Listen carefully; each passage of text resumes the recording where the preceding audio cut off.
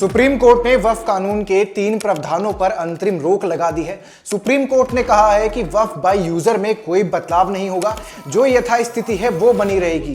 Court किसी भी वक्फ property को डी नोटिफाई नहीं कर सकता, चाहे वो वक्फ बाय यूजर हो या वक्फ बाय डीड हो। साथ ही साथ सुप्रीम कोर्ट ने कहा है कि जो वक्फ बोर्ड है उसके अंदर किसी गैर मुस्लिम की एंट्री नहीं होगी। मतलब जो नए कानून में था कि जो 22 मेंबर होंगे वक्फ बोर्ड के अंदर, उनमें से 2 गैर मुस्लिम हो सकते हैं, उसको लेकर भी सुप्रीम कोर्ट ने अभी रोक लगाई है। सुप्रीम कोर्ट ने कहा है कि इन 3 प्रावधानों के अंदर अगली सुनवाई तक, मतलब 5 मई को जो अगली सुनवाई होनी है उस तक कोई भी बदलाव नहीं होगा। इन नियमों के तहत कोई कार्रवाई नहीं की जाएगी, जिसे लेकर सॉलिसिटर जनरल ने भी कहा है कि मैं इस पर जवाब दूंगा। सुप्रीम कोर्ट ने तुषार मेहता, जो कि सॉलिसिटर जनरल हैं, उन्हें 1 हफ्ते का टाइम दिया है जवाब दायर करने के लिए। इसे लेकर मुस्लिम समुदाय अपनी जीत बता रहा है। मुस्लिम समुदाय कह रहा है कि उनके पक्ष में सुप्रीम कोर्ट ने फैसला लिया है। सुप्रीम कोर्ट ने यह कहा है कि मैं कोई स्टे नहीं लगा रहा हूं, मैं नए कानून पर कोई स्टे नहीं लगा रहा हूं, बल्कि मैं इन 3 प्रावधानों के जवाब तक के लिए, जब तक सॉलिसिटर जनरल इन 3 प्रावधानों पर कोई जवाब नहीं देते तब तक इन पर अंतरिम रोक लगा रहा हूं। तब तक इन 3 प्रावधानों में जो चेंज हुए हैं उनको इस्तेमाल नहीं किया जाएगा। 1995 के वक्फ कानून के तहत ही जो भी कुछ प्रॉपर्टीज का रजिस्ट्रेशन हुआ है वही मान्य रह जाएगा।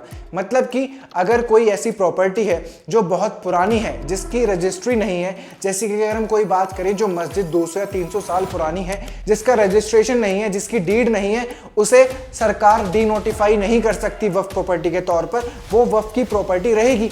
इसे लेकर तुषार मेहता जवाब दाखिल करेंगे 7 दिन के अंदर। साथ ही साथ सुप्रीम कोर्ट ने यह भी कह दिया है कि वो बस 5 याचिकाओं पर सुनवाई करेंगी। जो 100 से ज्यादा याचिका वक्फ बिल के खिलाफ दायर करी गई थी, उनमें से उन्होंने चुनने के लिए कहा है कि सभी मिल बैठकर याचिकाओं में फाइनल कर लें कि वो कौन सी 5 याचिकाएं होंगी जिन पर सुनवाई होगी। जिन 5 याचिकाओं को चुना जाएगा उन्हीं के ऊपर कोर्ट के अंदर सुनवाई होगी अगली सुनवाई पर, जो 5 तारीख को है, 5 मई को है। सुप्रीम कोर्ट ने कहा है कि जितनी भी याचिकाएं दाखिल करी गई हैं उनके अंदर कुछ पॉइंट्स ऐसे हैं जो मैच करते हैं, जो एक दूसरे में समान है, इसीलिए चुनकर आप 5 याचिकाओं को सुप्रीम कोर्ट के सामने रख दीजिए।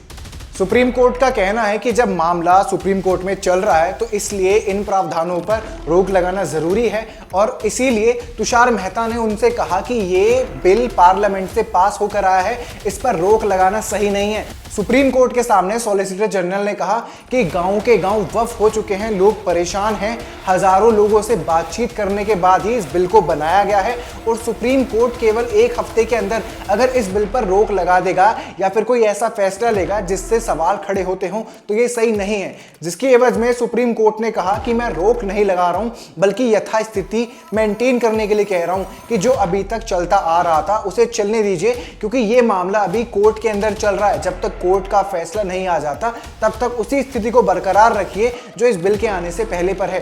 साथ ही सुप्रीम कोर्ट ने कहा कि वो इस बिल को भी रद्द नहीं कर सकते, इस बात को भी दोनों पक्षों को समझना होगा। साथ ही सुप्रीम कोर्ट ने कहा कि मैं बिल को रद्द नहीं कर रहा हूं, बल्कि जो चीजें भलाई के लिए हैं उन्हें रखा जाए, लेकिन इन 3 प्रावधानों पर गौर करने की बात है। सॉलिसिटर जनरल ने भी सुप्रीम कोर्ट को आश्वासन दिया है कि कोई भी नई नियुक्ति बोर्ड के अंदर नहीं कराई जाएगी।